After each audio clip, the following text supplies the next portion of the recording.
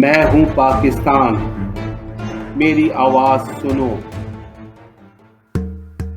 اور میری پیدائش کے ساتھ ہی پہلی جنگ چھڑ گئی۔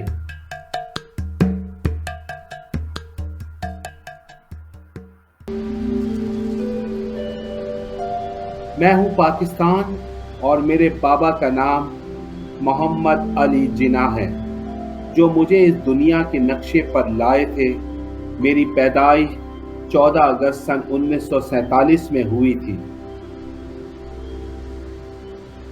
ابھی میری پیدائش کو صرف 2 ماہ ہی گزرے تھے کہ میرے پڑوسی بھارت نے ریاست کشمیر پر حملہ کر مجھے اور میرے بابا قائد اعظم محمد علی جناح کو ایک انچاہی جنگ سے دوچار کر دیا۔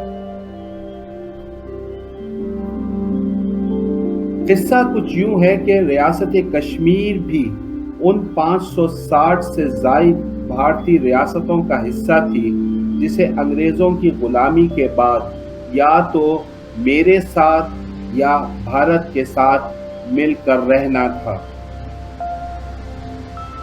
کشمیر کی سرحد چونکہ میرے ساتھ جڑی ہوئی تھی، اس لیے اس میں مسلمانوں کی تعداد بھی بھاری اکثریت میں تھی۔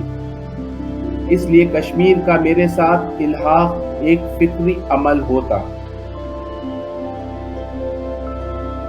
لیکن کشمیر کے مہاراجا ہری سنگھ نے بھارت سے اپنی محبت کا اظہار کرتے ہوئے مجھ سے مخالفت کر دی اور بھارت کے ساتھ مل گیا،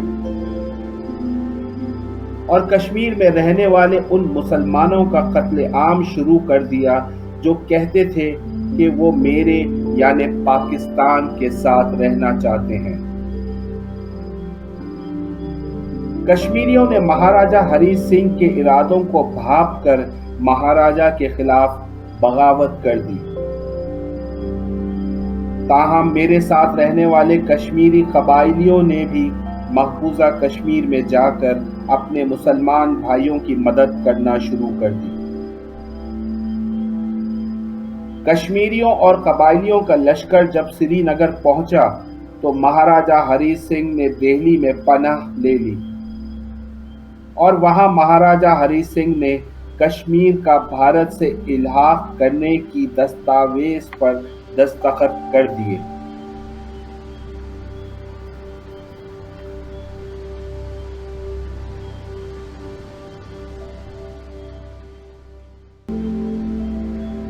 اس واقعے کے بعد بھارت نے جنگی طیاروں سے اپنی فوج کشمیر میں اتار دی اور سری نگر پر قبضہ کر لیا۔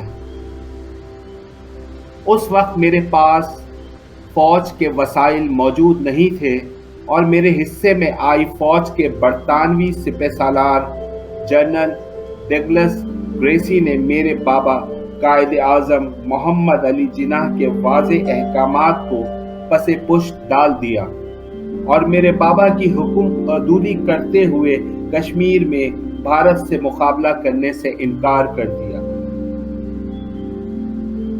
تاہم جب بھارت نے کشمیر پر اپنا قبضہ جما لیا تو جنرل گریسی نے منافقت سے کام لیتے ہوئے میرے بابا قائد اعظم محمد علی جناح سے کہا کہ وہ کشمیر پر فوج بھیجنے کے لیے تیار ہیں، لیکن اب بہت دیر ہو چکی تھی۔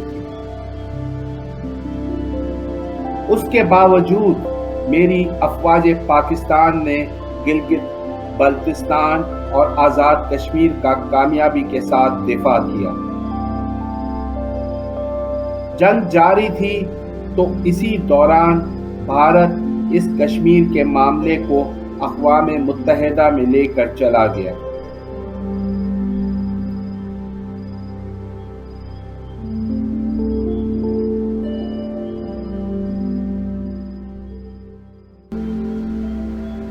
اقوام متحدہ نے کشمیر میں استصواب رائے کی قرارداد منظور کر لی، لیکن اس قرارداد میں میرے ساتھ ایک ناانصافی یہ کی گئی کہ اقوام متحدہ نے بھارت کو قصوروار اور جارح قرار دینے کی بجائے مجھے یعنی پاکستان کو حکم دیا کہ میں اپنی فوج کشمیر سے واپس بلا لوں۔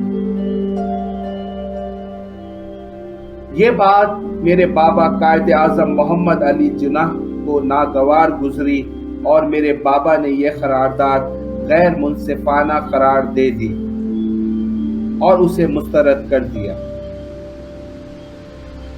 تاہم یہ یاد رہے کہ میرے بابا قائد اعظم محمد علی جناح میرے پہلے گورنر جنرل تھے۔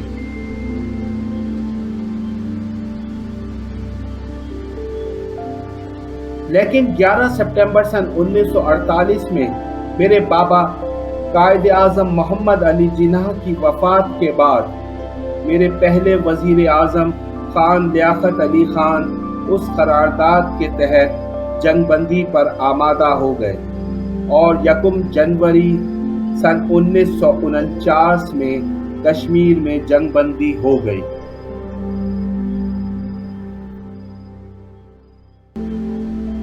ابھی میں بحیثیت مملکت خداداد پاکستان کے نام سے دنیا میں پروان چڑھنے کی کوششوں سے دوچار تھا اور میرے معاشی حالات بے سر و سامانی کا شکار تھے اور میں حالت جنگ میں تھا کہ اس پر ایک اور سانحہ ہو گیا۔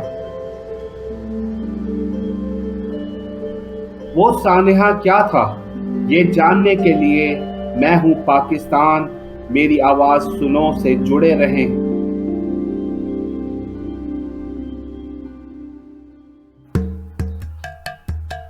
اقوام متحدہ کا رکن بننے کے بعد کس ملک نے پاکستان کو تسلیم کرنے سے انکار کر دیا تھا؟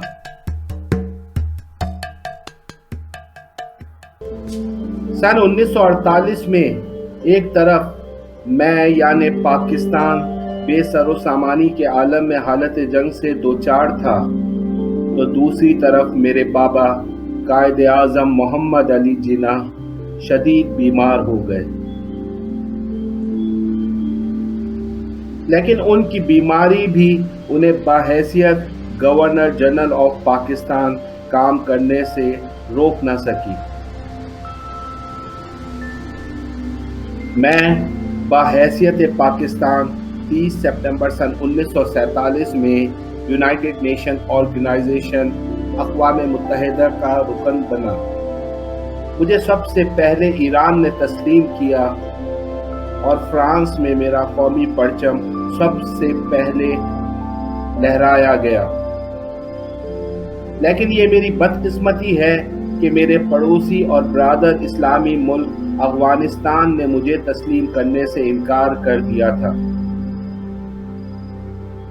میری اس قسمہ پرسی کی کیفیت اور مالی مشکلات کے ساتھ ہی مجھ پر 70 لاکھ مہاجرین کا اضافی بوجھ بھی میرے کاندھوں پر آ پڑا تھا۔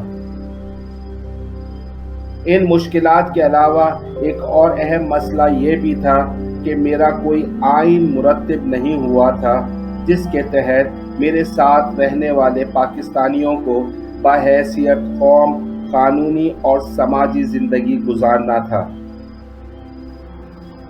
چنانچہ پاکستان بننے کے 9 سال بعد 1935 کے برطانوی آئین کو ہی معمولی رد و بدل کے ساتھ 23 مارچ سن 1956 میں آئین پاکستان بنا کر نافذ کر دیا گیا۔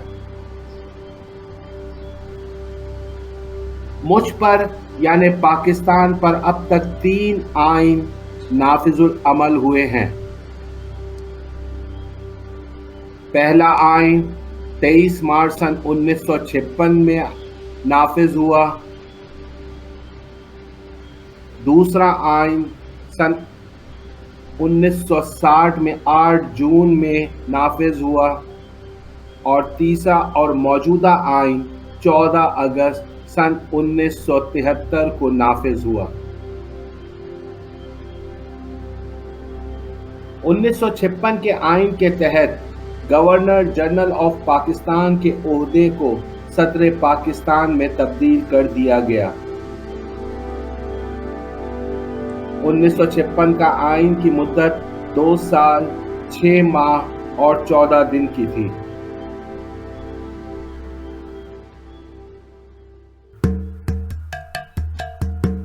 1956 میں مجھ پر نافذ ہونے والے اس آئین پر بات کرنے سے پہلے میں یہ بات ضرور بتانا چاہتا ہوں کہ میرے بابا کون تھے اور وہ کیسے انسان تھے۔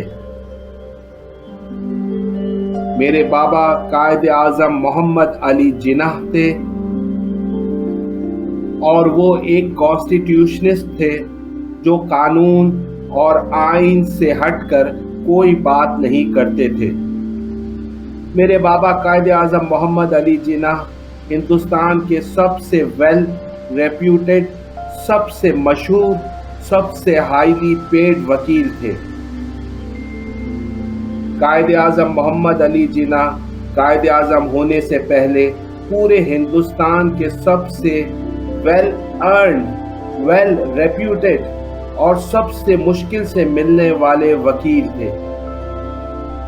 ان کے پاس اتنے زیادہ کلائنٹ ہوتے تھے کہ ان کی وکالت کی خدمات حاصل کرنے کے لیے ان کے کلائنٹس کو مہینوں، سالوں انتظار کرنا پڑتا تھا۔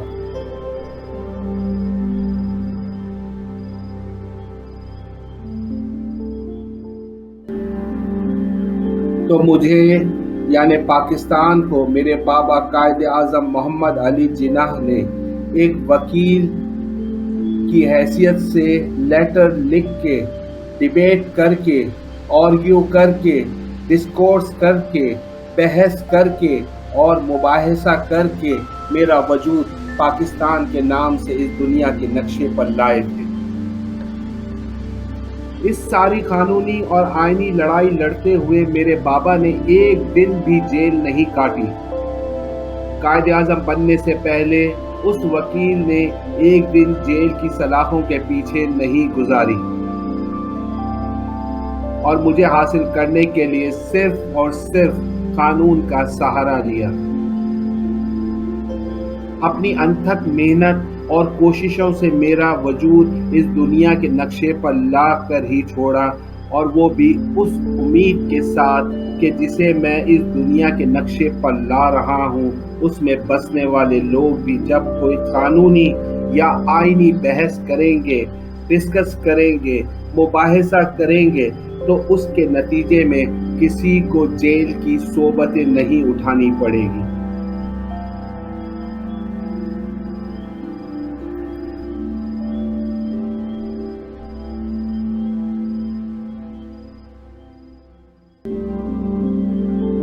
چودہ اگست سن 1947 انگریزوں سے آزادی حاصل کرنے سے پہلے انگریزوں سے ڈیبیٹ کر کر کے ونسٹن چرچل کو خطوط، لیٹر، مراسلے لکھ لکھ کر میرے بابا قائد اعظم محمد علی جناح نے مجھے یعنی پاکستان کو بنایا تھا۔ ان کی دلیلیں سن کر مہاتما گاندھی اور جواہر لال نہرو اپنی میز کے نیچے چھپ جانے پہ مجبور ہو جایا کرتے تھے۔ قائد اعظم محمد علی جناح کسی بھی معاملے کو صرف اور صرف قانونی اور آئینی طور پر حل کرنے کے قائل تھے۔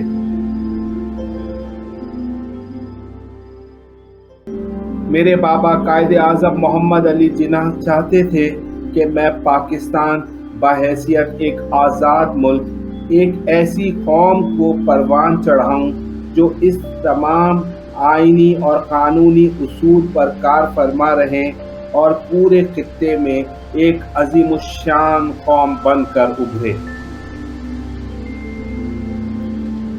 11 سپٹمبر سن 1948 میں بابا قوم قائد اعظم محمد علی جناح نے اپنی قوم کو ایمان، اتحاد اور تنظیم کا سبق دے کر اس دار فانی سے کوچ کر گئے۔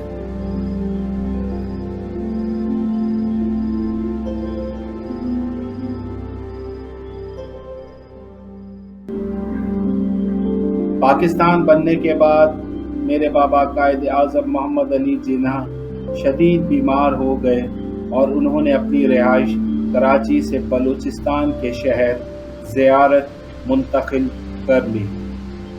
لیکن اس دوران بھی اپنی اس شدید بیماری میں انہوں نے اپنے کام میں رکاوٹ آنے نہیں دی۔ جب میرے بابا قائد اعظم محمد علی جناح کی طبیعت انتہائی تشویشناک صورت اختیار کر گئی تو انہیں زیارت سے واپس کراچی لایا گیا۔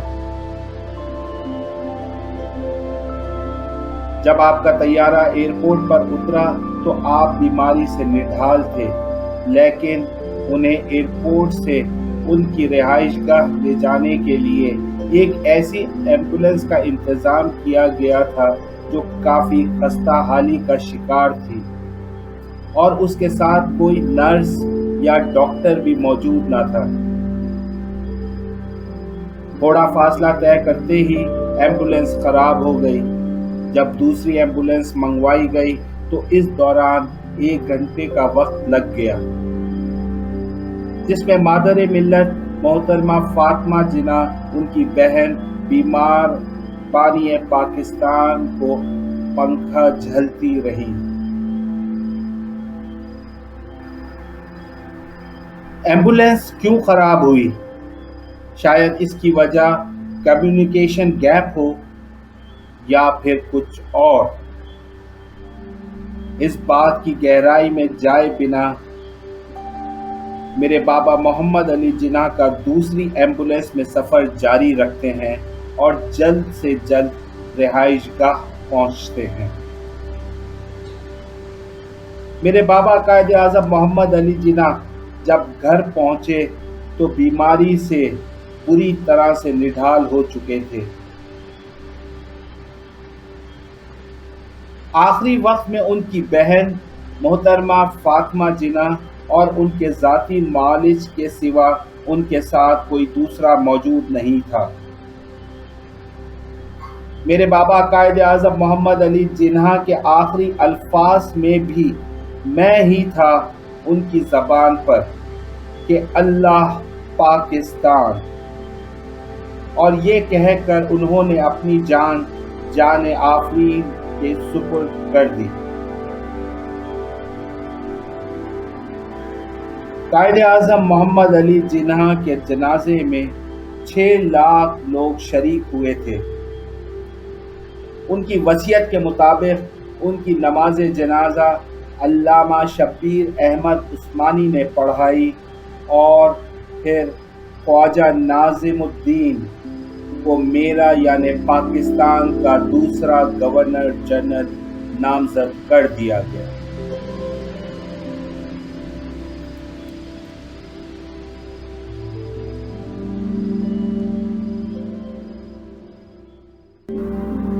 چودہ اگست سن 1947 میں میرا یعنی پاکستان کا وجود تو اس دنیا کے نقشے پر لا کر میرے بابا قائد اعظم محمد علی جناح 11 سپتمبر سن 1948 میں اس دار فانی سے کوچ کر گئے، اور خواجہ ناظم الدین پاکستان کے دوسرے گورنر جنرل مقرر بھی ہو گئے۔ لیکن یہ سفر اتنا آسان اور سہل نہ تھا۔ پاکستان کو دنیا کے نقشے پر لانے کی کوششیں، مجھے یعنی پاکستان کو دنیا کے نقشے پر لانے کی کوششیں جاننے کے لیے میری تاریخ پیدائش 14 اگست سن 1947 سے پیچھے 90 سال پہلے سن 1857 میں جانا بہت ضروری ہے۔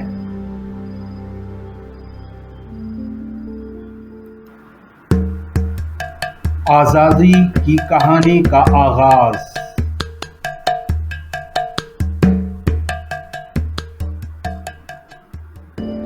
میری بحیثیت پاکستان آزادی کی لازوال داستان کب اور کہاں شروع ہوئی اور کون کون سے اہم کردار اس داستان آزادی کا حصہ رہے۔ دراصل میری آزادی کا آغاز 1857 میں ہوا۔ اس داستان کے 2 اہم کردار آخری مغل بادشاہ بہادر شاہ ظفر اور سر سید احمد خان تھے۔ جب آخری مغل بادشاہ بہادر شاہ ظفر کو ایسٹ انڈیا کمپنی کے انگریزوں نے گرفتار کیا تو اگلی صبح انہیں ناشتے کے دسترخوان پر لایا گیا۔ وہ شخص جو ایک رات پہلے ہندوستان کا بادشاہ تھا، جب ان کے سامنے ایک تھال میں سجا کر وہ ناشتہ پیش کیا گیا تو کرب اور اذیت سے ان کی چیخ نکل گئی، اور اسی طرح سے اور بھی بہت سی چیخیں ہندوستان کی ہر گلی سے سنائی دی۔ ایسا کیا تھا اس ناشتے کی تھال میں جو آخری مغل بادشاہ بہادر شاہ ظفر کو پیش کیا گیا؟ اس تھال پر کپڑا ڈھانپا ہوا تھا، اور جب وہ کپڑا ہٹایا گیا تو اس تھال میں شہزادے اور شہزادیوں کے کٹے ہوئے سر رکھے ہوئے تھے۔ ایسٹ انڈیا کمپنی کے گوروں نے یہ صرف اس بوڑھے بادشاہ کا دل دکھانے کے لیے اور اسے اذیت پہنچانے کے لیے سب کچھ ایسا کیا تھا۔ اس کے بعد اس آخری مغل بادشاہ کے خلاف مقدمہ چلایا گیا، اور مقدمہ بھی کون سا چلایا گیا؟ بغاوت اور غداری کا۔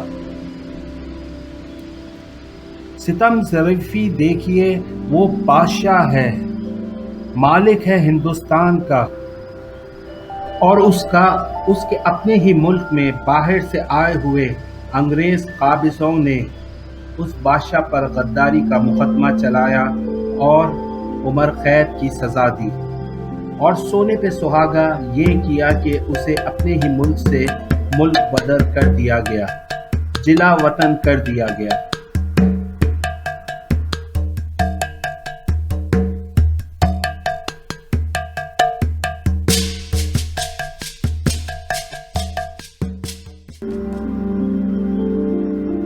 1857 کے بعد برطانیہ کی حکومت نے براہ راست اپنا قبضہ ہندوستان پر سنبھال لیا تھا۔ انگریزوں کے خلاف جو بغاوت شروع ہوئی تھی وہ سب سے پہلے فوج میں شروع ہوئی تھی۔ جن جن فوجیوں نے بغاوت شروع کی ان سب کو انگریزوں نے قتل کر دیا تھا، انہیں پھانسیاں دی، اور جو بھاگنے کی کوشش میں پکڑے جاتے انہیں گولی مار دی جاتی۔ کوئی مقدمہ نہیں، کوئی کورٹ مارشل نہیں، ان کے پاس رسے کم پڑ گئے، درخت کم پڑ گئے جن پر انہیں مار کر لٹکا دیا جاتا تھا۔ کوئی جگہ ایسی نہیں تھی جہاں لاشیں لٹکی ہوئی نہ ہوں، اور کئی کئی دن تک وہ لاشیں درخت سے لٹکی رہتی تھی۔ بربریت کا یہ اندھا دھند مظاہرہ کیا گیا تاکہ لوگوں میں دہشت پھیلے اور آئندہ کوئی بھی انگریزوں کے خلاف اپنی آواز بلند نہ کر سکے۔ تو ان باتوں سے یہ اندازہ لگانا مشکل نہیں کہ برطانوی راج کتنا ظالم اور جبر زدہ تھا۔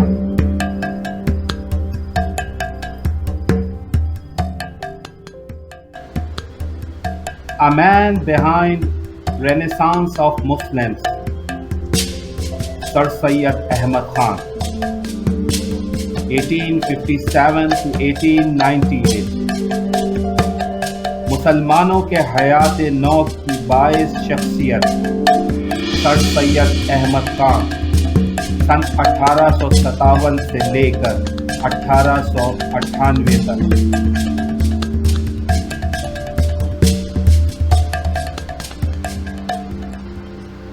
مسلمانوں پہ یہ ظلم و ستم دیکھ کر سر سید احمد خان کو یہ احساس کیوں ہوا کہ انہیں مسلمانوں کے لیے کچھ کرنا چاہیے؟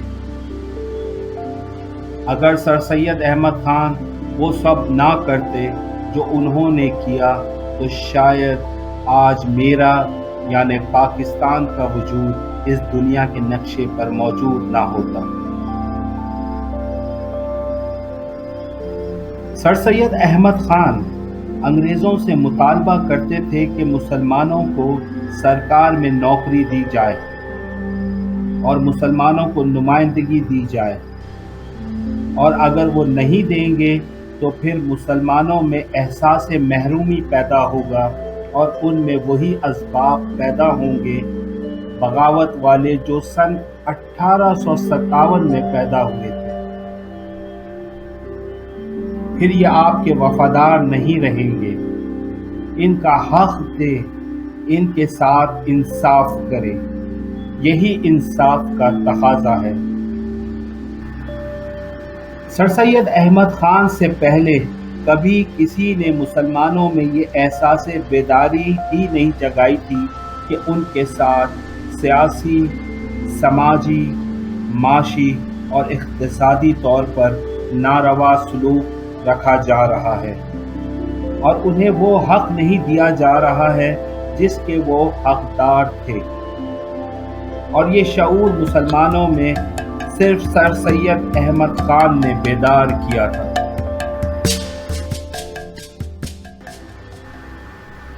سر سید احمد خان نے ایک رسالہ نکالا، اسباب بغاوت ہند۔ ان کی سوچ کے مطابق مسلمانوں کو یہ جو سیاسی ڈھانچہ ہے اس سے باہر رکھا جا رہا ہے۔ سر سید احمد خان کی سوچ کے مطابق اگر مسلمان اس سیاسی ڈھانچے میں شامل نہ ہوئے تو وہ سب سے پیچھے رہ جائیں گے۔ اس دوران ہندو آگے بڑھتے جا رہے تھے۔ انہوں نے اس سیاسی اور سماجی ڈھانچے میں رہنے کے لیے مسلمانوں کا تعلیم یافتہ ہونا بہت بہت ضروری قرار دیا تھا۔ چنانچہ سر سید احمد خان نے پوری ایک تحریک چلائی اور پھر محمدن ایجوکیشنل کانفرنس کی بنیاد رکھی اور پورے ہندوستان کے کونے کونے میں یہ پیغام پہنچانا شروع کر دیا کہ آپ مسلمان تعلیمی ادارے بنائیں اور تعلیم حاصل کریں، تب ہی آپ مسلمان اس سیاسی، سماجی اور اقتصادی ڈھانچے کا حصہ بن سکیں گے۔ سر سید احمد خان مسلمانوں کو سیاست میں آنے سے کیوں روکتے تھے؟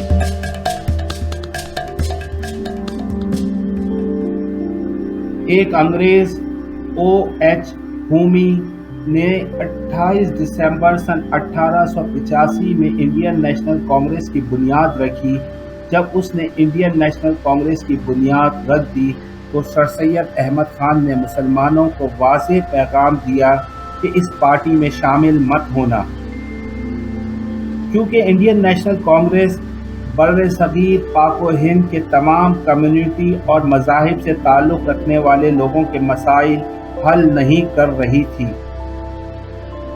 اور یہیں سے سر سید احمد خان نے مسلمانوں سے کہا کہ آپ لوگ سیاست میں حصہ لینے کی بجائے اپنی پوری توجہ اپنی تعلیم پر دیں اور تعلیم حاصل کریں۔ اسی مقصد کے تحت سر سید احمد خان نے قاضی کن میں مدرسے قائم کیے اور ان مدرسوں کو چلانے کے لیے مالی مدد درکار تھی۔ سر سید احمد خان نے مسلمان لیڈروں سے کہا کہ وہ مسلمان گھرانوں کو یہ بتائیں کہ آپ کے پاس پیسہ نہیں ہے دینے کے لیے، فنڈ نہیں ہے، آپ اس طرح سے کریں کہ 3 وقت کا گھر کا کھانا تو پکتا ہے، ایک آٹے کی مٹھی خاتون خانہ نکال لیا کرے، اور ہر مہینے سر سید احمد خان خود گھر گھر جاتے تھے اور وہ آٹا ان گھروں سے لینے کے بعد انہیں بیچا جاتا تھا، اور وہ بیچ کے جو پیسے حاصل ہوتے تھے وہ ان اسکولوں پر لگایا جاتا تھا۔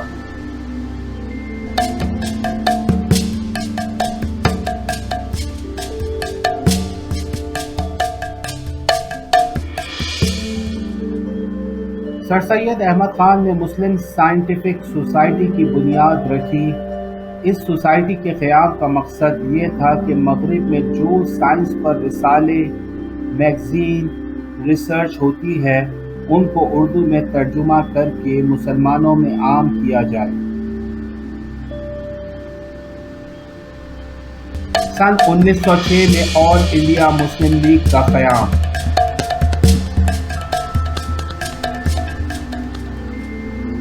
اس طرح سے سن 1906 میں مسلمانوں کی ایک جماعت کی تشکیل تو ہو گئی تھی، لیکن ابھی ایک لمبا سفر باقی تھا۔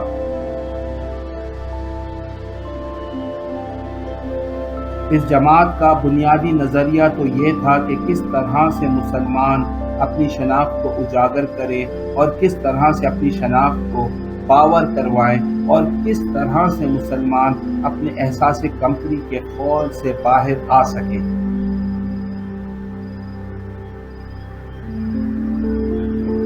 تقسیم بنگال کے بعد مسلمانوں کو یہ احساس ہو گیا تھا کہ کانگریس ہندوستان میں رہنے والے مسلمانوں سے مخلص نہیں ہے۔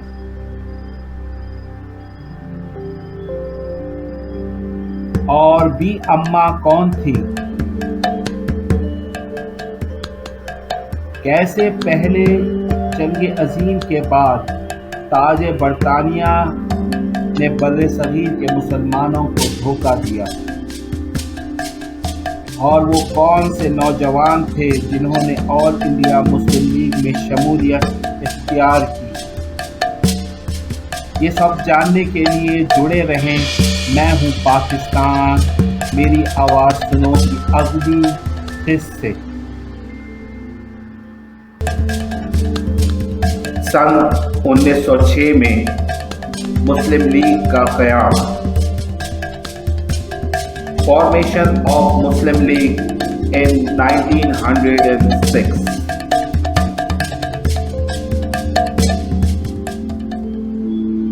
سن 1857 سے یہ دیکھا گیا تھا جب بر صغیر کا غلامانہ زمانہ شروع ہوا تو اس وقت ہندوؤں کا جو رویہ تھا خاص طور پر مسلمانوں کے ساتھ وہ بہت تعصبانہ تھا،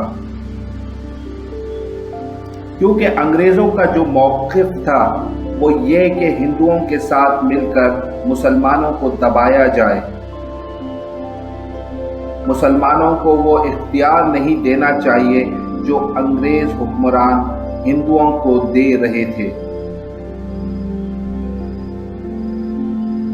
سن 1889 سے لے کر سن 1893 تک پروفیسر آرچ بولڈ علی گڑھ کالج کے پرنسپل تھے،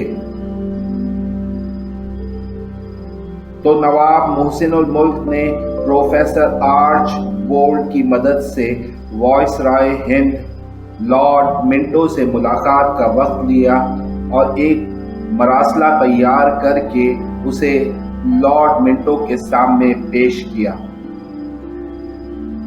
اس مراسلے کو حسین بلگرامی نے تیار کیا تھا۔ لارڈ منٹو سے یہ ملاقات 1 اکتوبر سن 1906 میں ہوئی تھی۔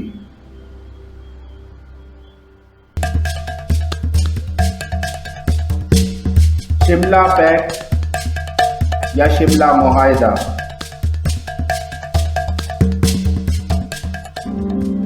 35 لوگوں کا ایک وفد شملہ جانے کی تیاری کر رہا تھا تاکہ وہاں جا کر وائس رائے سے بات کر سکیں، لیکن وائس رائے سے بات کرے تو کون کرے؟ اس کی وجہ یہ تھی کہ مسلم لیڈرز اتنے زیادہ انگریزی پر قبول حاصل نہیں رکھتے تھے اور اس وجہ سے وہ انگریزوں کے سامنے احساس کمتری کا شکار تھے۔ جب جانے کی بات ہوئی تو سارے مسلم لیڈرز ہکا بکا رہ گئے۔ آخر میں یہ فیصلہ ہوا کہ لارڈ منٹو کے سامنے سر آغا خان مسلمانوں کے اس موقف کو پیش کریں گے۔ اس ملاقات میں مسلمانوں کا یہ موقف انگریزوں کے سامنے پیش کر دیا گیا تھا کہ اب ہندوستان کے مسلمانوں کے لیے علیحدہ حق انتخاب وقت کی بہت بڑی ضرورت ہے۔ جب انگریزوں کے سامنے سر آغا خان نے مسلمانوں کا یہ مطالبہ پیش کیا کہ ہم نے مسلمانوں کی ایک پارٹی بنانی ہے تو انگریزوں نے جواب میں کہا کہ کیوں آپ کو چاہیے الگ پارٹی، جبکہ بر صغیر میں انڈین نیشنل کانگریس موجود ہے اور وہ پارٹی تمام کمیونٹیز کی سربراہی کر رہی ہے، تو کیوں آپ کو چاہیے الگ پارٹی؟ آپ میں کیوں یہ خیال پیدا ہو گیا؟ مسلمانوں کا دوسرا بڑا مطالبہ جو شملہ وفد نے پیش کیا کہ مسلمانوں کے لیے بھی آپ کی انتظامیہ میں نوکری کا کوٹا رکھا جائے۔ وائس رائے لارڈ منٹو کوئی اتنا آسان انسان نہیں تھا جو شملہ وفد کا مطالبہ بنا چوں چرا کے مان لیتا۔ اس وقت یقیناً اس کے ذہن میں یہ چل رہا تھا کہ اگر برطانوی راج نے ابھی مسلمانوں کو علیحدہ حق انتخاب کی اجازت دے دی تو یہ تو پھر بالکل بھی میرے اختیار میں نہیں رہیں گے اور انہیں قابو کرنا بہت مشکل ہو جائے گا۔ اس نے کہا کہ علیحدہ حق انتخاب کی میں بات نہیں مانوں گا آپ کی، البتہ یہ میمورنڈم آپ مجھے دے دیں اور پارٹی بنانے کے لیے آپ کو اجازت ہے، آپ جا کر پارٹی بنا لیں۔ وائس رائے لارڈ منٹو کی اس پیشکش سے مسلمانوں میں یہ ایک جرت، ایک کریج پیدا ہو گئی کہ اگر ایک وفد مسلمانوں کے لیے انگریز سرکار کو مطمئن کر سکتا ہے تو پھر ایک پولیٹیکل پارٹی جو کانگریس کی طرز پر بنائی جائے گی تو مسلمانوں کے لیے تو وہ بھرپور طور پر کام کر سکے گی۔ جب یہ شملہ وفد واپس آیا تو پھر کیا تھا، بلے بلے کہ جی انگریز نے ہمیں اجازت دے دی ہے ایک پارٹی بنانے کی۔ اخباروں میں بڑی بڑی سرخیاں لگائی جاتی تھی کہ وائس رائے نے مسلمانوں کو ایک پارٹی بنانے کی اجازت دے دی۔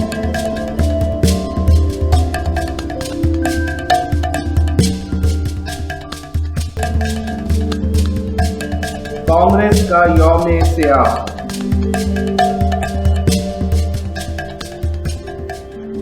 سن 1906 میں مسلم لیگ کے قیام کے باوجود کانگریس ہر سال تقسیم بنگال کے خلاف یوم سیاہ مناتی رہی اور پھر سن 1911 میں تقسیم بنگال کا فیصلہ واپس لے لیا گیا۔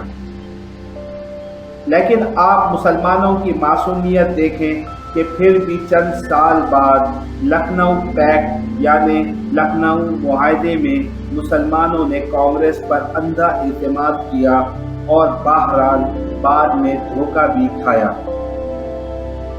کانگریس کے ہندو کہیں بھی وقتیہ طور پر تو کمپرومائز کر لیا کرتے تھے مگر وہ لمبے عرصے کے لیے کسی بھی بات پر کمپرومائز نہیں کرتے تھے۔ ہندو مسلم اتحاد۔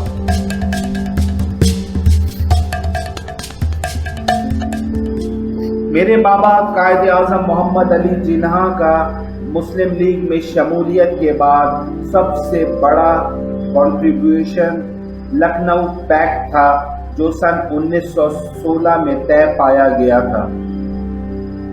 اس میں ہندوستان کی دو بڑی جماعتیں کانگریس اور مسلم لیگ آپس میں مل بیٹھتے ہیں اور اس میں میرے بابا قائد اعظم محمد علی جناح کی آئینی اور قانونی دلائل کے سامنے ہندو اور کانگریس یہ ماننے کو تیار ہو گئے تھے کہ مسلمان ایک علیحدہ قوم ہے۔ تو ان دونوں پارٹیوں کا کانگریس اور مسلم لیگ کے جو مطالبات تھے سیلف گورنمنٹ کے نام پر ایک دوسرے کے قریب آنے کے لیے، تو اس کے پس پردہ انگریزوں سے وفاداریوں کا خاتمہ کرنا تھا۔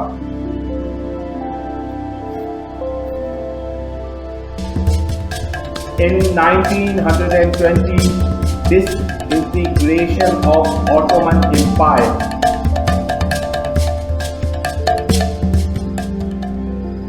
किसी भी फौज के लिए आर्टिलरी जरूरी होती है, इसी तरह से फौज में लड़ने के लिए सिपाही भी बहुत जरूरी होता है। पहली जंग अजीम शुरू हो चुकी है और जिन अंग्रेजों ने होटलों और क्लबों के बाहर ये लिख रखा था कि the dogs and Indians are not allowed, अब वही हिंदुस्तानी ताज बरतानिया की जरूरत बन चुके थे।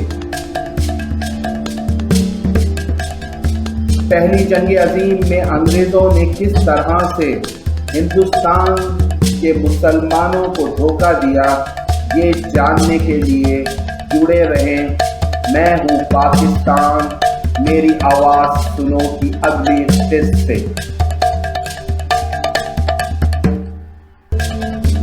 पहली जंग अजीम में ताज बरतानिया का मुसलमानों को धोखा।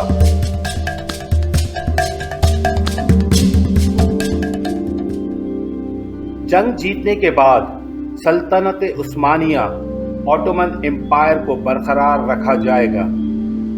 इस झूठे वादे पर ताज बरतानिया ने हिंदुस्तान के नौजवानों, बिलखुसूस मुसलमान नौजवानों को पहली जंग अजीम में बहुत मक्कारी से इस्तेमाल किया था।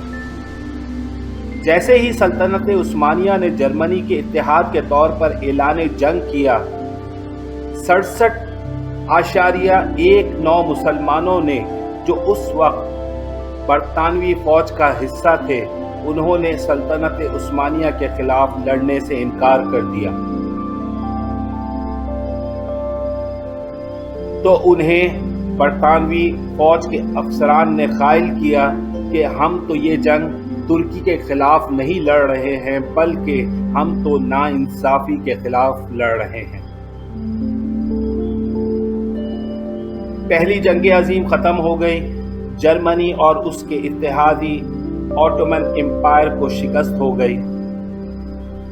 जैसे कि वादा किया था, ताज बरतानिया ने ऑटोमन एम्पायर को कि डिसइंटीग्रेट नहीं किया जाएगा, यानी सल्तनत उस्मानिया को तकसीम नहीं करेंगे, मगर वो वादा भी क्या जो वफा हो जाए। मगर 1920 में ट्रीटी ऑफ सेवर्स पर दस्तखत कर दिए गए और उस माहदे के मुताबिक ऑटोमन एम्पायर सल्तनत उस्मानिया के टुकड़े कर दिए गए। आईनी तौर पर खिलाफत के निज़ाम के बचाव के लिए मुसलमानान हिंद इस फैस पर जुड़े हुए थे बरतानवी राज के साथ कि किसी न किसी तरह से खिलाफत को बचाया जा सके। डॉक्टर अंसारी की क़यादत में मुसलमानों के एक वफ़द ने लॉर्ड मॉन्टगोमरी से 19 जनवरी सन 1920 में मुलाकात की, तो उन्हें सुना तक नहीं गया। डॉक्टर अंसारी ने अभी इतना ही कहा था कि we will do justice for Turkey, तो जवाब मिला नो मोर देन दिस, और मुलाकात ख़त्म हो गई।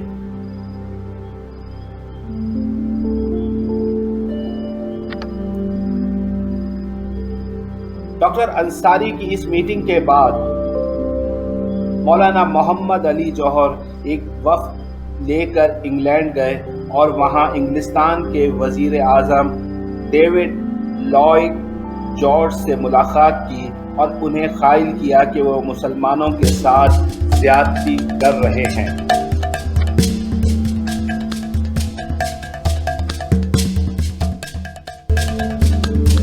तक़सीम बंगाल का फैसला वापस होना, लखनऊ में कांग्रेस का गहरी चाल चलना, ताज बरतानिया का धोखा और सल्तनत उस्मानिया का टूटना। यकीनन 1910 की तिहाई मुसलमानान हिंद के लिए कुछ अच्छी नहीं रही, लेकिन इन सब सानेहात के दौरान एक अच्छी बात यह हुई कि मुसलमानों को एक ऐसा गौहर नायाब मिल गया जिसने ताज बरतानिया को अपनी जहानत से दिन में तारे दिखा दिए, और वो कोई और नहीं, मेरे बाबा कायद आज़म मोहम्मद अली जिन्ना थे। دراصل قائد اعظم محمد علی جناح انگلینڈ جا رہے تھے تو اس سفر میں مولانا محمد علی جوہر بھی ان کے ساتھ تھے۔ دوران ملاقات مولانا محمد علی جوہر نے میرے بابا محمد علی جناح کو قائل کیا کہ آپ جیسا ہائیلی کیلیبر اور ہائیلی کوالیفائڈ شخص جس نے ابھی کچھ عرصے پہلے ہی آپ نے وقف الاولاد بل میں حصہ لے کر مسلمانوں کی حمایت کی ہے، ہم چاہتے ہیں کہ آپ مسلمانوں کی بڑی جماعت مسلم لیگ میں شامل ہو جائیں۔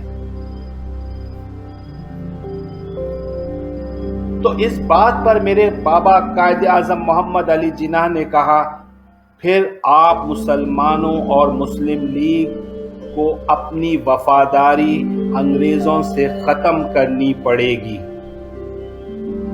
جس طرح سے کانگریس سیلف گورنمنٹ کی بات کرتی ہے تو آپ بھی کریں۔ اگر آپ اس بات پر راضی ہیں تو میں مسلم لیگ میں شمولیت اختیار کر لوں گا۔ چونکہ مولانا محمد علی جوہر اپنی پارٹی مسلم لیگ میں ایک با اثر حیثیت رکھتے تھے، اس لیے انہوں نے میرے بابا قائد اعظم محمد علی جناح سے وعدہ کر لیا کہ وہ ایسا ہی کریں گے جیسا آپ کہہ رہے ہیں۔ اور سن 1913 میں میرے بابا قائد اعظم محمد علی جناح نے مسلم لیگ میں شمولیت اختیار کر لی۔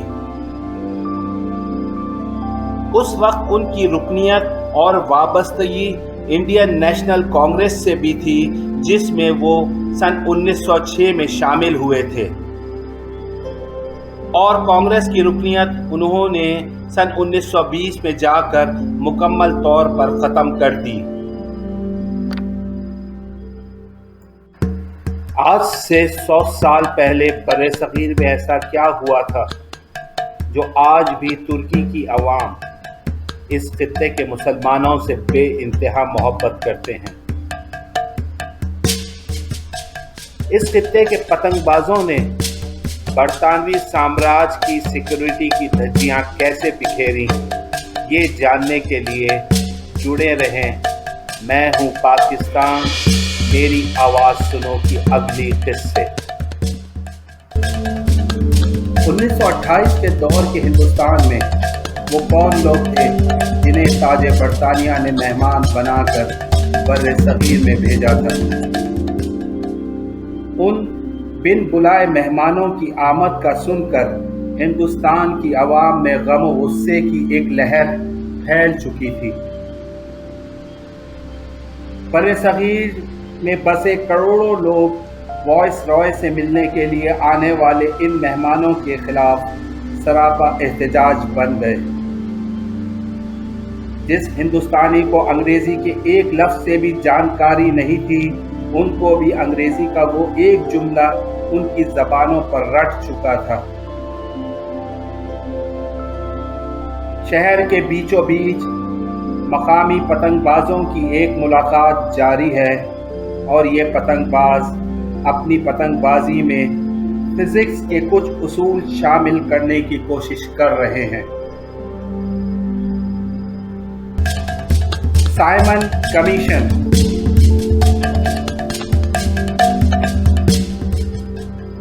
سائمن کمیشن کو بر صغیر پاک و ہند میں بنیادی طور پر اس لیے بھیجا گیا تھا تاکہ جو وعدہ کیا گیا تھا سن 1919 کے ایکٹ میں کوئی آئندہ 10 سال بعد نئی ریفارمز لائی جائیں گی، وہ مقامی انڈین لیڈرشپ کے ذریعے سے ہی لائی جائیں گی، اور انڈین لیڈرشپ اس نئی ریفارمز کے لیے کوئی فارمولا تیار کرے گی۔ لیکن جب سائمن کمیشن ہندوستان آیا تو ہندوستانیوں نے نہ صرف اس کی مخالفت کی بلکہ ان کے خلاف ایک اچھی خاصی ناراضگی بھی ظاہر کی۔ کانگریس نے بھی مخالفت کی اور میرے بابا قائد اعظم محمد علی جناح نے بھی، اور پھر سائمن کمیشن کے خلاف پورے ہندوستان میں مظاہرے شروع ہو گئے۔ سائمن کمیشن کے ممبرز جہاں سے بھی گزرتے تھے تو لوگ وہاں پر کالی جھنڈیوں اور جوتوں کے ساتھ ان کا استقبال کرتے تھے۔ اور ان کے خلاف سائمن گو بیک کا نعرہ احتجاجاً بلند کرتے تھے۔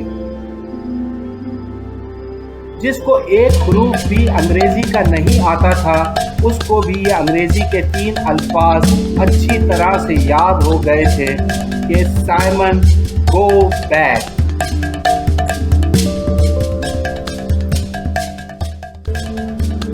لارڈ برکنہیڈ نے پہلی دفعہ ریٹن پیپر پر ہندوستانیوں کے لیے لکھا کہ "You black Indians, you are not eligible to solve your own political crisis. We, with devotion, when struggle for your survival, for your reforms, you are creating trouble in way of our constitutional efforts. If you think you are competent, then go and bring your proposals." یعنی آپ کالے Indians, آپ اس قابل نہیں ہیں کہ آپ بذات خود اپنے سیاسی مسئلے حل کر سکیں، اور جب ہم برطانوی حکمران اپنی پوری محنت سے آپ کے لیے آئینی اصلاحات لانے کی کوشش کر رہے ہیں تو آپ انڈینز ہماری آئینی اصلاحات لانے کی کوششوں میں بہت بڑی رکاوٹ پیدا کر رہے ہیں۔ اگر آپ لوگ اتنے ہی قابل ہیں تو جا کر پہلے اپنی تجاویز بنا کر ہمارے سامنے لائیں۔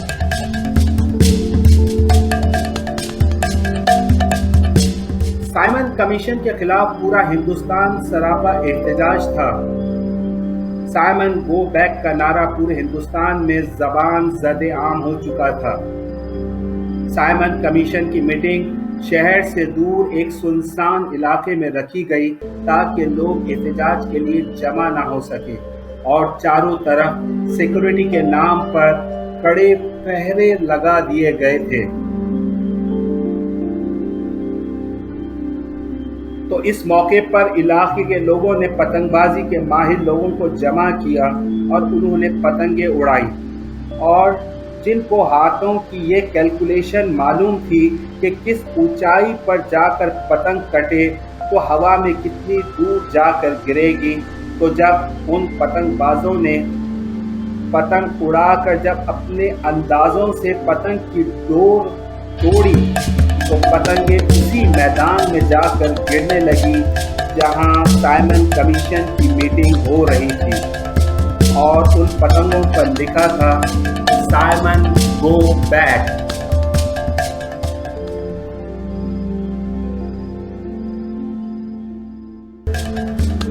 سن 1920 میں صحافت اور میڈیا کا کردار۔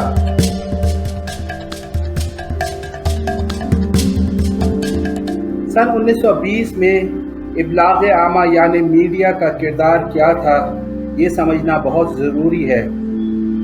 اس دور کی صحافت کا اندازہ اس بات سے لگایا جا سکتا ہے کہ مسلم صحافت اپنے طور پر انگریز سامراج کی ان زیادتیوں کو اجاگر کرنے میں سر فہرست رہا۔ مولانا ابوالکلام آزاد کے اخبار انقلاب کو دیکھیں تو وہ اخبار بہت ووکل تھا۔ اسی طرح سے مولانا محمد علی جوہر کے اخبار کامریڈ جو انگریزی میں شائع ہوتا تھا اور ہمدرد جو اردو اشاعت تھی وہ بھی آواز بلند کرتا تھا۔ پیسہ اخبار، زمیندار اور سارے اخباروں نے اپنے اپنے طور پر بہت اہم کردار ادا کیا تھا انگریزوں کے خلاف۔ اپنے تحفظات پیش کرنے پر انہوں نے کلیدی کردار ادا کیا تھا۔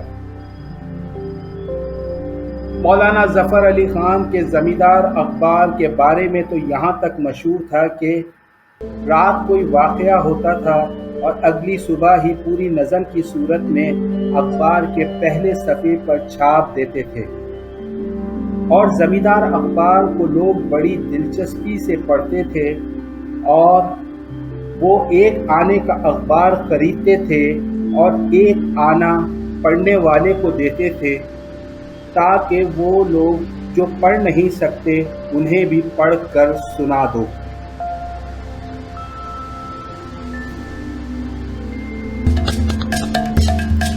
1919 से लेकर 1924 तक खिलाफत मूवमेंट।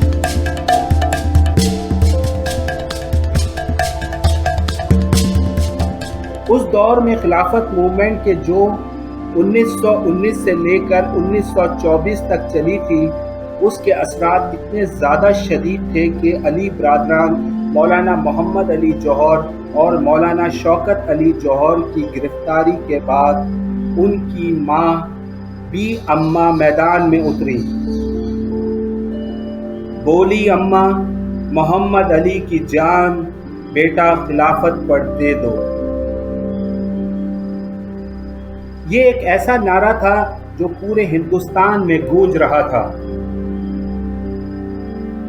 और जहां तक ताल्लुक़ है बी अम्मा का, जो उन्होंने बहुत भरपूर तरीके से ना सिर्फ अपनी तहरीक खिलाफत में हिस्सा लिया, बल्कि उन्होंने अपने बेटों की हौसला अफजाई भी की। अक्सर ये अमूमन होता है कि ख़वातीन किसी की बीवी, किसी की माँ, किसी की बहन, उनसे रिश्तेदारी की वजह से नुमाया होती है, लेकिन बी अम्मा अपने बेटों की वजह से नुमाया नहीं हो रही थी, बल्कि बेटों को बी अम्मा का किरदार ज़्यादा नुमाया कर रहा था।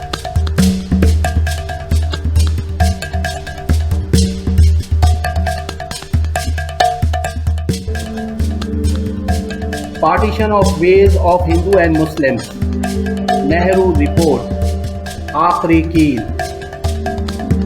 मेरे बाबा कायदे आज़म मोहम्मद अली जिन्ना, जो अब तक ये समझते थे कि कांग्रेस मुसलमानों के साथ मुखलिस है, मगर मोतीलाल नेहरू की गुजारिशात के बाद कायदे आज़म मोहम्मद अली जिन्ना बहुत दिल बर्दाश्ता हो गए। नेहरू रिपोर्ट में सन 1916 की मानी गई तमाम शिकों को मुस्तरद कर दिया गया कि मुसलमानों को दी गई 1/3 की नुमाइंदगी की बजाय उन्हें 1/4 की नुमाइंदगी देनी चाहिए। उनका मानना यह था कि मुसलमान बाकी दूसरी अक़लियतियों की तरह वो भी सिर्फ एक अक़लियत हैं। मोतीलाल नेहरू का कहना था कि सिर्फ हम हिंदू जिम्मेदार हैं जो अंग्रेज़ों को गुजारिशात पेश करें, क्योंकि हिंदू अक्सरियत में हैं। उसके बाद मेरे बाबा कायदे आज़म मोहम्मद अली जिन्ना को ये अंदाज़ा ज़रूर हो गया था कि मुसलमानों को कितनी मुश्किलात उठानी पड़ेंगी इन सब बातों से। जिन्ना साहब एक करिश्मा था। मिस एनी बीसेंट ने अपनी किताब जिन्ना is Karishma and charismatic leadership में जो बात उन्होंने लिखी थी कि जिन्ना was not a politician who may adopt exploitive situations. He was like a clear personality. मगर जिन्ना साहब जानते थे कि उनके मकसद की असल अहमियत क्या है। ये थे हमारे जिन्ना, a man of principles, a man of vision, and a man with a beautiful heart.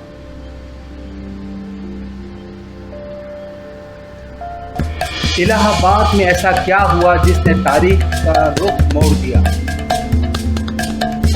अल्लामा इकबाल के बेटे को जिन्ना ने क्यों डांटा? और सन 1936 में मुस्लिम लीग का सफाया क्यों हुआ? ये सब जानने के लिए जुड़े रहें मैं हूँ पाकिस्तान, मेरी आवाज़ सुनो की अगली किस्त से। अपने सफर आखिरत से तकरीबन 8 साल कबल एक मुसव्विर अपनी ज़िंदगी का बेहतरीन शाहकार का तसव्वुर देता है, जिसकी तकमील जिन्ना साहब के बगैर मुमकिन नहीं। उस मुसव्विर का वो शानदार तसव्वुर क्या है? खुतबा इलाहाबाद सन 1930।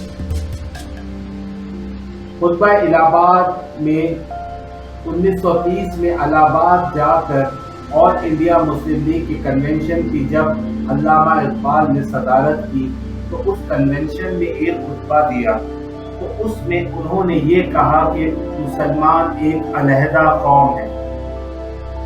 वो इब्तिदा से ही एक अलहदा कौम है, چونکہ اس وقت برطانوی راج قائم تھا بر صغیر میں، تو اس میں علامہ اقبال کے الفاظ کا چناؤ یہ تھا کہ انڈیا یا انڈیا سے باہر، یعنی انڈیا سے علیحدہ صوبہ یا ریاست دی جائے مسلمانوں کو، اس کے بغیر مسلمانوں کا گزارا نہیں ہے۔ اس بات کو عملی جامہ پہنانے میں علامہ اقبال کی نظر میں جو واحد شخصیت تھی وہ میرے بابا قائد اعظم محمد علی جناح تھے۔ الیکشن 1937۔ سن 1935 کا جو ایکٹ قائم ہوا تھا اور اس کے بعد جو الیکشن ہوئے، اس کے بعد بر صغیر میں مسلم لیگ کا تقریباً صفایا ہو گیا۔ انڈین نیشنل کانگریس 5 صوبوں میں براہ راست حکومت بنانے میں کامیاب ہو گئی۔ 2 صوبوں میں انہوں نے کولیشن گورنمنٹ بنا لی، بلکہ 2 اور صوبوں میں جونیئر کولیشن پارٹنرز بھی تھے۔ سوائے بنگال اور پنجاب کے کانگریس حکومت کا حصہ بن گئی تھی۔ مختلف اخبارات نے اپنے اخباروں میں یہ چھاپنا شروع کر دیا کہ مسلم لیگ تو واضح اکثریت ہی نہیں حاصل کر سکی، مسلم لیگ تو کوئی پارٹی ہی نہیں ہے۔ ایک لفظ موری بانڈ استعمال کیا گیا کہ مسلم لیگ تو ایک موری بانڈ پارٹی ہے، مطلب یہ تو ایک اشرافیہ کی پارٹی ہے، نوابوں کی پارٹی ہے۔ ان اخبارات کا یہ کہنا تھا کہ مسلم لیگ میں ماس موبلائزیشن نہیں ہے، مطلب عوام میں رسائی بہت کم ہے۔ کانگریس راج سن 1937 سے لے کر سن 1939 تک۔ کانگریس نے حکومت میں آنے کے بعد اپنے قانون بنانے شروع کر دیے جو کانگریس اور ہندوؤں کے حق میں تھے۔ مثلا مہاتما گاندھی کی تصویر گورنمنٹ آفیسز میں لگانے کا حکم ہو گیا، وندے ماترم کو قومی ترانہ قرار دے دیا گیا، اسکول جو تھے انہیں مندروں میں قائم کرنا شروع کر دیا گیا، اور مسلمان گھرانوں کے بچوں کو وہاں تعلیم حاصل کرنے کے لیے زور دیا جانے لگا اور وہاں ان سے پوجا کروائی جاتی تھی۔ اس پر بھی بس نہیں، جب مساجد میں اذان کا وقت ہوتا تھا تو اس وقت مساجد کے سامنے ڈھول بجائے جاتے تھے۔ مسلمان لڑکیوں پہ دباؤ ڈالا جاتا تھا کہ وہ ماتھے پر تلک لگایا کرے، اور جب جب ان وجوہات کی بنا پر مسلمانوں نے احتجاج کیا تو ان پر حملے کیے گئے، اور ان حملوں کی وجہ سے جو دنگے فساد ہوئے تو حکومت نے ان حملوں اور دنگوں کو روکنے کے لیے کبھی کوئی مداخلت نہیں کی۔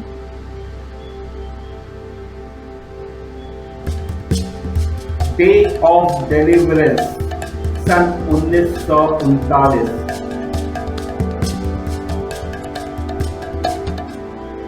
یہ ظلم و ستم سن 1939 میں اختتام پذیر ہوتے ہیں جب کانگریس راج اپنے اختتام کو پہنچتا ہے۔ میرے بابا قائد اعظم محمد علی جناح کی پکار پر پورے بر صغیر کے مسلمان یوم نجات مناتے ہیں۔ اب ان کو احساس ہو چکا تھا کہ انہوں نے الیکشن میں مسلم لیگ کا ساتھ نہ دے کر کتنی بڑی غلطی کی تھی۔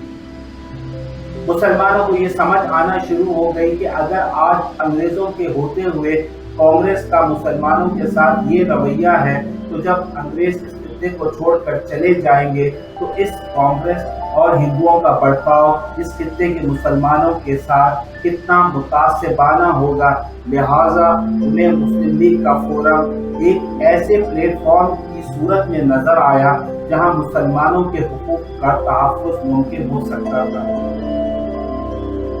اور اس بنا پر مسلمان مسلم لیگ میں شامل ہونے لگے، اور اس وجہ سے مسلم لیگ کو عروج دوام نصیب ہوا۔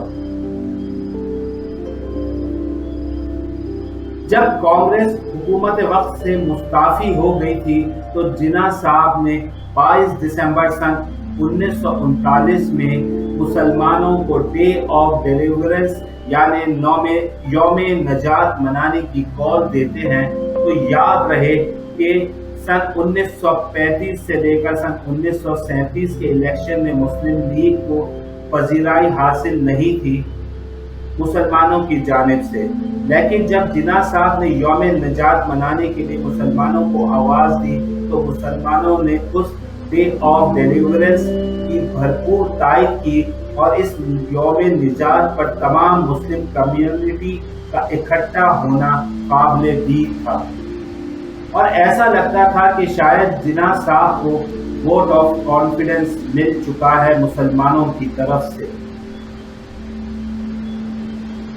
سن 1930 کی دہائی علامہ اقبال کا کردار بہت مؤثر تھا۔ وہ قائد اعظم محمد علی جناح کو ہمیشہ leader of the entire Muslim population of the sub continent کہتے تھے۔ علامہ اقبال کی شاعری میں جو خاص عنصر شامل تھا وہ مسلمانوں میں اپنا مذہب، تہذیب اور ثقافت سے جو شناخت ہے اس کو انہوں نے اپنی شاعری میں اجاگر کرنے کی بھرپور کوشش کی ہے۔ لوگوں کو یہ یاد دلانے کی کوشش کی ہے کہ آپ کے جو بزرگ تھے، آباء و اجداد تھے، جو مسلمان تھے، وہ کتنے عظیم تھے اور آپ اس وقت اس سطح سے کتنے نیچے آ چکے ہیں۔ آپ اپنے اندر اس غیرت اور حمیت اور صداقت کو اجاگر کریں۔ علامہ اقبال نے مسلمانوں میں وہ جذبات، وہ شناخت پیدا کرنے کی کوشش کی تھی۔ علامہ اقبال نے ایک موقع پر میرے بابا قائد اعظم محمد علی جناح کے بارے میں یہ شعر پڑھا تھا کہ گئے دن کے تنہا تھا میں انجمن میں، یہاں میرے رازدار اب اور بھی ہیں۔ یعنی کہ یہ شخص قائد اعظم محمد علی جناح اب آ گیا ہے، یہ میری بات کو سمجھتا ہے اور آگے جو ہونے والا ہے وہ اسی شخصیت کے ہاتھوں سر انجام ہوگا۔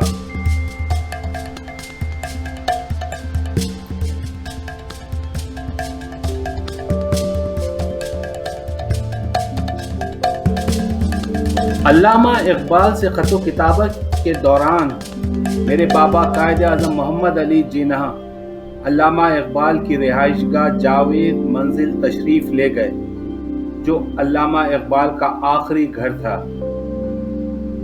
وہاں علامہ اقبال کے بیٹے جاوید اقبال نے علامہ اقبال سے پوچھا کہ یہ صاحب کون ہیں؟ تو علامہ نے اپنے بیٹے سے کہا یہ مسلمانوں کے بہت بڑے لیڈر ہیں، انہیں ہمیں بہت کچھ حاصل کر کے دینا ہے، تو آپ ان کا خاص خیال رکھنا اور ادب ملحوظ خاطر رکھنا۔ علامہ صاحب کے بیٹے جاوید اقبال نے اپنے والد سے پوچھا کہ کیا میں ان سے آٹوگراف لے سکتا ہوں؟ تو اقبال نے کہا ضرور، ان سے آٹوگراف ضرور لے لو۔ قائد اعظم کے ساتھ اس وقت محترمہ فاطمہ جناح بھی موجود تھی۔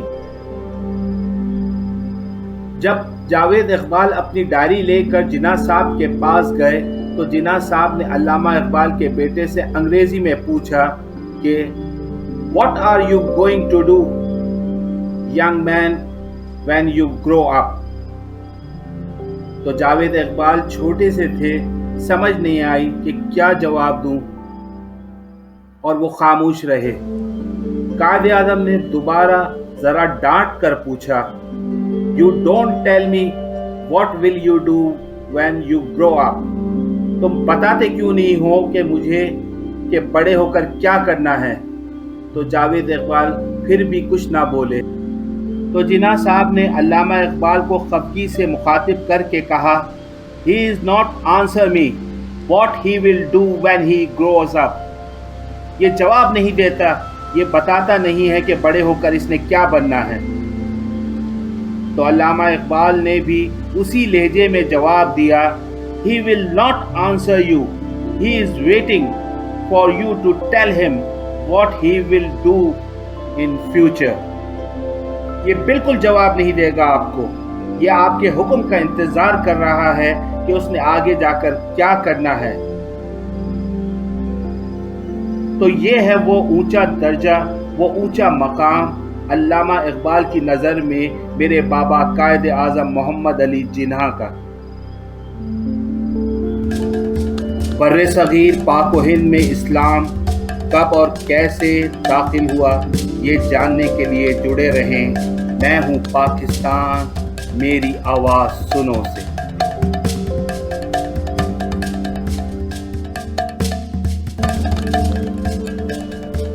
آگے بڑھنے سے پہلے یہ جاننا بہت ضروری ہے کہ اس بر صغیر پاک و ہند میں اسلام کیسے داخل ہوا تھا، جس کی وجہ سے مسلمانوں میں ایک علیحدہ اسلامی ریاست کا خیال پیدا ہوا، اور اس کے نتیجے میں مجدد الف ثانی، سر سید احمد خان، جوہر برادران، جناح صاحب اور اقبال جیسے سرکردہ لیڈران اس خطے میں ابھر کر سامنے آئے۔ یہ سب جاننے کے لیے ہمیں ایک بار تاریخ کا مطالعہ کرنا پڑے گا کہ اسلام بر صغیر پاک و ہند میں کب اور کیسے داخل ہوا۔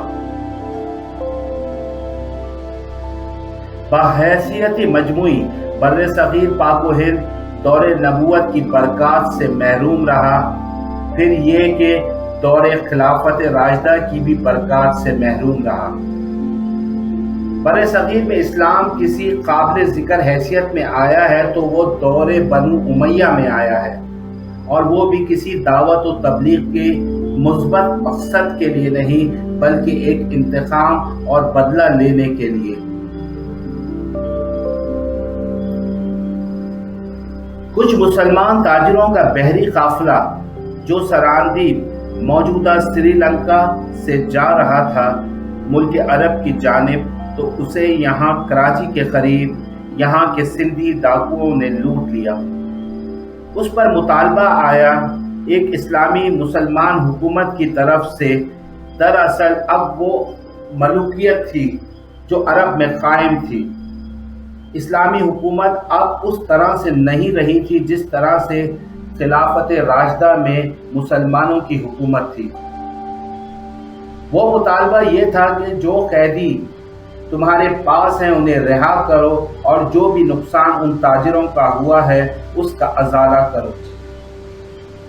جب اس کے جواب میں منفی رد عمل موصول ہوا تو پھر مسلمانوں کی طرف سے چڑھائی کا فیصلہ کیا گیا، گویا کہ یہ ایک سزا دینے کی ایک مہم تھی۔ بہرحال اس وقت جو اسلام بر صغیر میں آیا تھا اس کے کردار کچھ مختلف تھے اس اسلام سے جو اسلام بعد میں بر صغیر میں داخل ہوا تھا۔ وہ اسلام جو محمد ابن قاسم کی سرکردگی میں سندھ میں آیا تھا، اور سندھ سے آگے بڑھ کر ملتان بلکہ موجودہ پاکستان کے تقریباً نصف علاقے تک پہنچ گیا تھا، یعنی فوٹ ہلز آف کشمیر تک۔ تو یہ اسلام خالص عربی اسلام تھا۔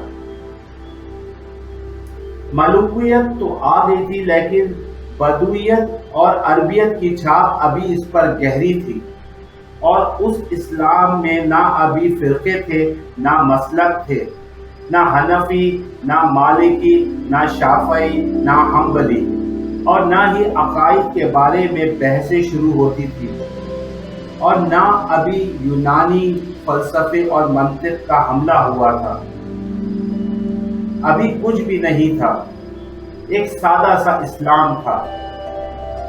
اسلام اپنی اصل سادگی پر برقرار تھا،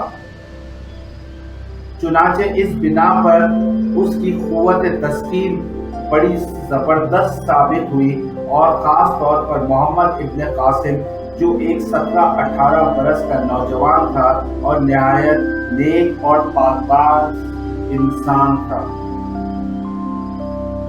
سندھ کے ہندوؤں میں جو اس کی روایت کے مطابق ایسا انسان تو ایک اوتار ہی ہو سکتا ہے، جیسے فارسی میں کہا جاتا ہے کہ در جوانی توبہ کردم شیوہ پیغمبرست، کہ جوانی کی اس عمر میں بھی جو شخص پاک زندگی گزار رہا ہو تو یہ تو پیغمبروں کا طریقہ ہے، اور اس وقت بر صغیر میں تصور پیغمبروں کا نہیں تھا، اوتاروں کا تھا۔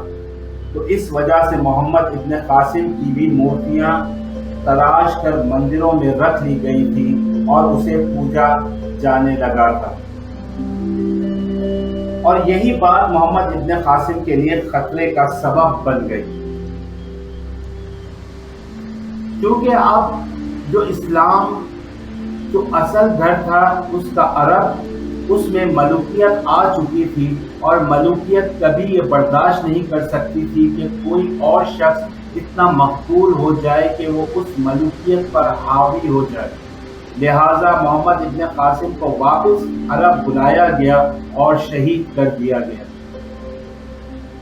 اس کا اثر سندھ میں یہ ہوا کہ وہ اسلام واپس اپنی اصل جگہ عرب میں پلٹنے لگا۔ بے شک اسلام کے کچھ اثرات سندھ میں باقی رہ گئے تھے، لیکن اسلام کی اس کے اصل گھر واپسی ہو گئی۔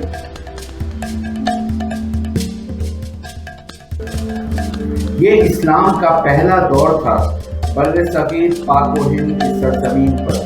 اس کے بعد جو اسلام آیا وہ 300 برس کے بعد آیا۔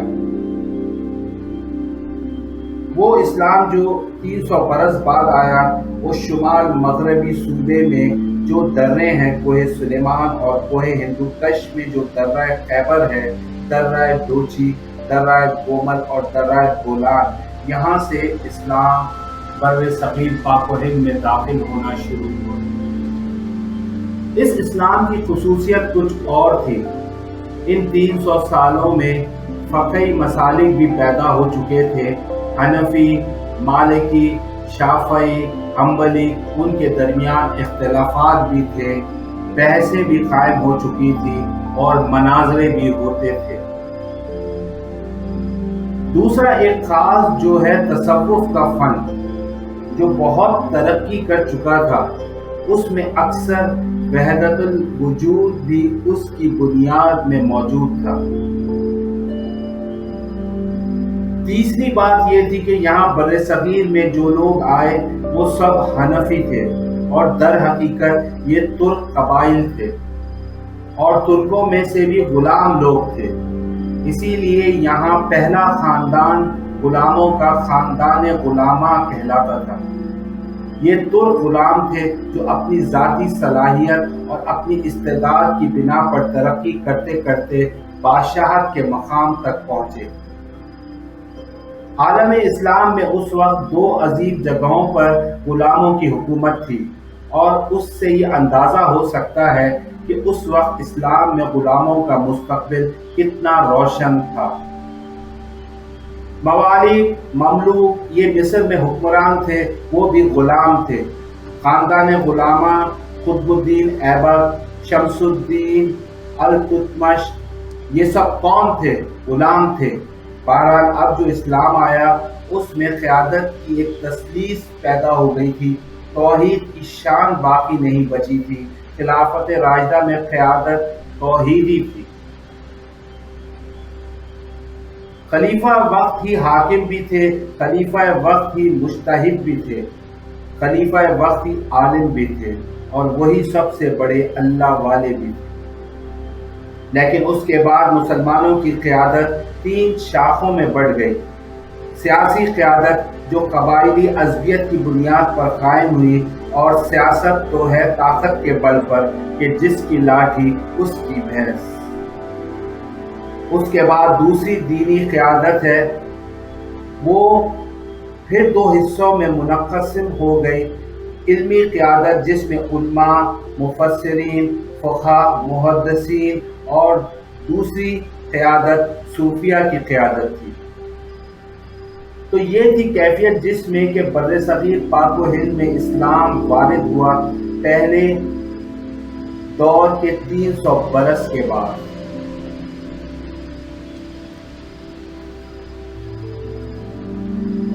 اب اس کے 500 برس کے بعد بر صغیر میں ایک اور ایلیمنٹ داخل ہوا، شیعت کا۔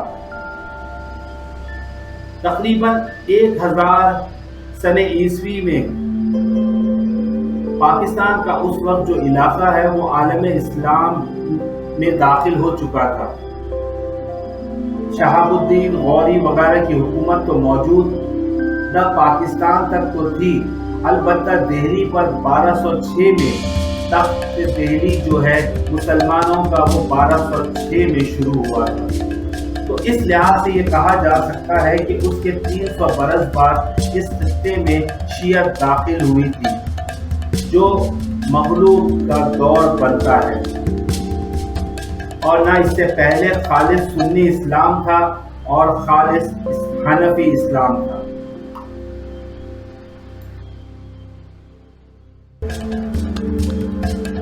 شیعیت کی وجہ سے جو کچھ بھی یہاں پر اسلام کو تقسیم کی وجہ سے نقصان پہنچا، شیعہ سنی فساد کی وجہ سے بڑے بڑے نقصانات اٹھانے پڑے۔ مثال کے طور پر غیر مسلموں میں مسلمانوں کے اتحاد میں تقسیم کی وجہ سے ان کا روح و دبدبہ ختم ہوتا چلا گیا۔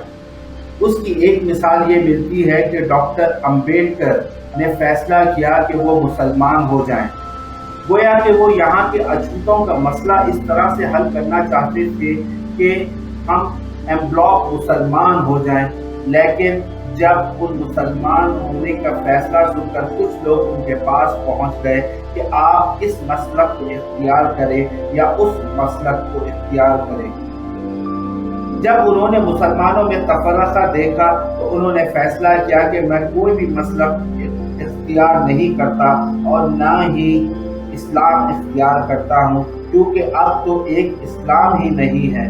اگر ایک کو اختیار کرتا ہوں تو دوسرا مجھ سے مخاصمت کر لے گا، اور اگر دوسرے سے کرتا ہوں تو پہلے سے مخاصمت ہو جائے گی۔ اب اگلا دور آیا، ہندوستان میں انگریز آ گئے۔ انگریزوں نے یہاں آ کر حکومت چھینی تھی مسلمانوں سے۔ ویسے ہندو راجے مہاراجے بھی حکومت کرتے تھے، مگر بیشتر علاقوں میں تو مسلمان حکمران تھے، لہٰذا انہوں نے مسلمانوں کو دبانا بہت ضروری سمجھا، اسی لیے کہ جو ثابت حاکم ہوگا ان میں ایسپریشن پیدا ہوتی رہتی ہے کہ ہم تھے یہاں کے حاکم، کیوں نہ ہم اپنی حکومت واپس حاصل کر کے۔ بغاوت کے جراثیم ان میں مسلسل پروان چڑھتے رہتے ہیں۔ اس لیے انگریزوں نے مسلمانوں کو دبایا اور ہندوؤں کو اٹھایا، کیونکہ ہندوؤں کے معاملے میں صرف چینج آف ماسٹر تھا، کوئی بڑا حادثہ تو نہ تھا۔ پہلے مسلمانوں کے غلام تھے، اب انگریزوں کے غلام بن گئے۔ اس اعتبار سے انہیں انگریزوں نے بھی اپنے قریب کیا اور ہندوؤں نے بھی مغربی علوم اور مغربی سائنس پڑھنے میں بڑی سبقت حاصل کی تھی۔ بنگال میں انگریز آیا ضرور، اور بنگال میں اکثر اور بیشتر جو سائنسدان پیدا ہوئے جن کی لکھی ہوئی ٹیکسٹ بک بہت عرصے تک استعمال ہوتی رہی ہندوستان میں، یہ کون تھے؟ یہ چیٹرجی، یہ بینرجی، سب کے سب بنگالی تھے۔ ایک اور بات یہ بھی قابل غور ہے کہ ہندو اپنے ماضی سے بہت دور آ چکے تھے۔ ان کا ماضی عظمت والا تھا، آخر اشوکا کا دور بہت عظمت والا تھا، چندر گپت کا موریہ بہت عظمت کا دور تھا، لیکن اب وہ سب پیچھے جا چکے تھے۔ مسلمانوں کی آمد کی وجہ سے تقریباً 1000 سال کا فاصلہ پیدا ہو چکا تھا، لہذا تہذیب و تمدن کے لیے جیسے مسلمانوں کے دور میں انہوں نے فارسی پڑھی تو اس وقت سرکاری زبان تھی تو فارسی پڑھی، جس طرح سے انگریز کے دور میں ہندو اور مسلمان دونوں نے انگریزی پڑھی، ملازمتیں ملیں گی تو انگریزی پڑھنے والوں کو ہی ملیں گی۔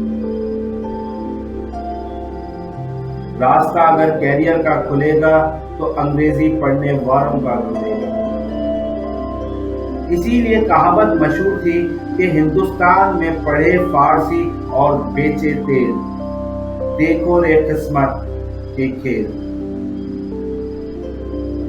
اب فارسی پڑھ کر تو اسے کہیں حکومت میں کوئی اہلکار ہونا چاہیے تھا، اس کی حیثیت کچھ اور ہونا چاہیے تھی، मगर फारसी पढ़ के तेल बेचना पड़ता था। जबकि मुसलमानों का मामला ये था कि अंग्रेज़ों की हुकूमत के वक्त उनकी तहजीब व तमद्दुन और रिवायत अभी ताज़ा थी, तो इस नतीजे में गैर मुस्लिमों ने अंग्रेज़ी उलूम, अंग्रेज़ी साइंस, अंग्रेज़ी तहजीब को खुले दिल से खुशामदीद कहा था। लेकिन मुसलमानों ने ये मौक़िफ़ अपनाया कि हम ना अंग्रेज़ी पढ़ेंगे, ना अंग्रेज़ी उलूम सीखेंगे, ना साइंस पढ़ेंगे, और हम इस ताकत को रोकने की हिम्मत तो नहीं रखते, बस किसी कोने कुजड़े में जाकर बैठ जाएंगे और क़ाल अल्लाह क़ाल रसूल करते रहेंगे। ये तो अंग्रेज़ी तहजीब से भी इस कदर दूरी कि अगर मेज़ कुर्सी पर बैठकर कोई खाना खा ले तो उसे कहा जाता था, अरे ये तो क्रिश्चियन हो गया। अगर किसी ने चमचा इस्तेमाल कर लिया तो क्रिश्चियन हो गया। गोया कि जो बात गांधी जी का फलसफा थी कि नॉन कॉपरेशन, तो मुसलमानों ने अंग्रेज़ों के साथ नॉन कॉपरेशन शुरू कर दिया इब्तिदा ही से, और इस बात पर सर सैयद अहमद खान ने इन बातों की बहुत मुखालिफत की।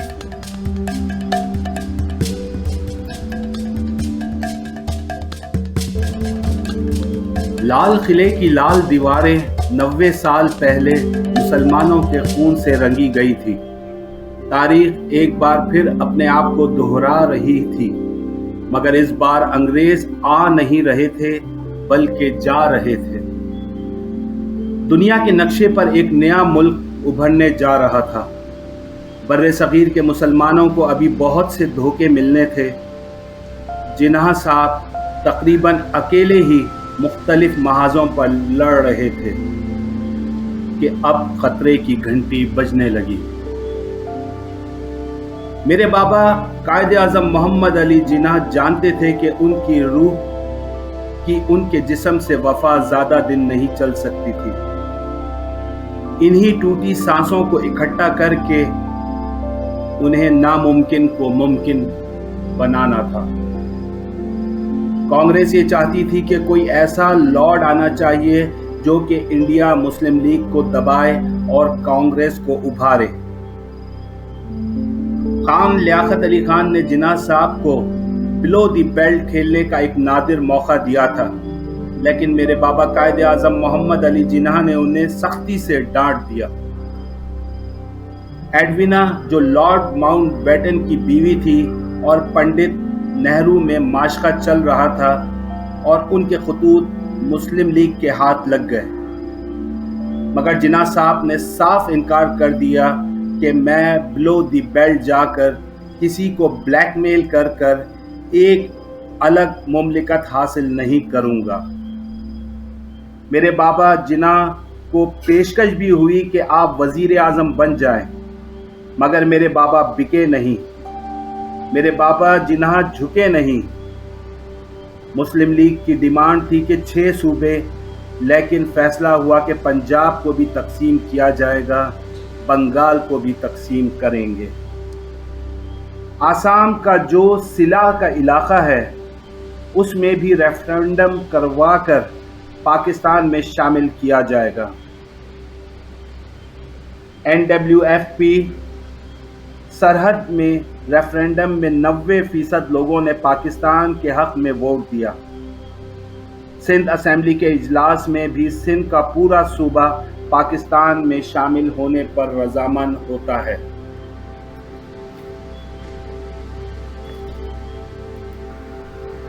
इसी तरह बलूचिस्तान के शाही जिरगे के इजलास में पाकिस्तान के हक में शामिल होने का फैसला किया गया। ना चाहते हुए भी मेरे बाबा जिन्ना साहब को पंजाब और बंगाल की तकसीम पर आमादा होना पड़ा। रेडक्लिफ, जो हिंदुस्तान के बारे में कुछ नहीं जानता था, बाउंड्रीज कमीशन का सरबराह बनकर हिंदुस्तान आता है और कांग्रेस, जो माउंटबेटन के साथ साजबाज करके गुरदासपुर को हिंदुस्तान में शामिल कर लेती है। पंजाब की काट और तारीख की सबसे बड़ी हिजरत का आगाज़ हो चुका था। बर्रे सगीर में आग लग चुकी थी और गली मोहल्लों में लाशों के अंबार लग चुके थे। ऐसे में आज़ादी का सुर्ख सूरज तुलू होता है, नामुमकिन मुमकिन हो जाता है और दुनिया के नक्शे पर पाकिस्तान 14 अगस्त सन 1947 में नुमाया होता है। और ये वही 14 अगस्त सन 1947 की सुबह थी जब मेरे बाबा कायद आज़म मोहम्मद अली जिन्हा मेरे बाबा बने और बाबाए कौम कहलाए। पाकिस्तान जिंदाबाद।